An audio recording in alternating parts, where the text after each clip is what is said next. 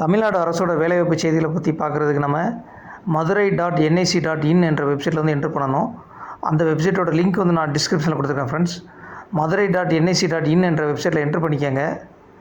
அந்த வெப்சைட்டோட home page வந்து இந்த மாதிரி தான் இருக்கும். இங்கே வந்து பார்த்திங்கன்னா ரைட் சைடில் நோட்டீசஸ்னு ஒரு ஹெட்டிங் இருக்கும். அதில் ரெக்ரூட்மெண்ட்னு இருக்கிறத கிளிக் பண்ணிக்கோங்க. இங்கே தான் மதுரை மாவட்ட வேலைவாய்ப்பு செய்திகள் வந்திருக்கு. இங்கே வந்து மூணாவதாக வந்திருக்கிற வேலைவாய்ப்பு அனௌன்ஸ்மெண்ட்டை பாருங்கள். இதை பற்றி தான் நம்ம பார்க்க போகிறோம். இந்த வேலைக்கு வந்து நம்ம 17ஆம் தேதிக்குள்ளே அப்ளை பண்ணி ஆகணும் ஃப்ரெண்ட்ஸ்.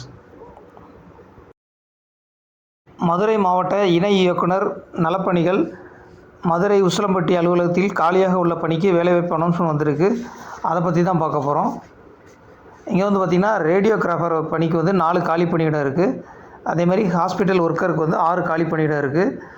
ஹாஸ்பிட்டல் ஒர்க்கருக்கு வந்து 8th பாஸ் பண்ணி இருந்தாலே போதும்.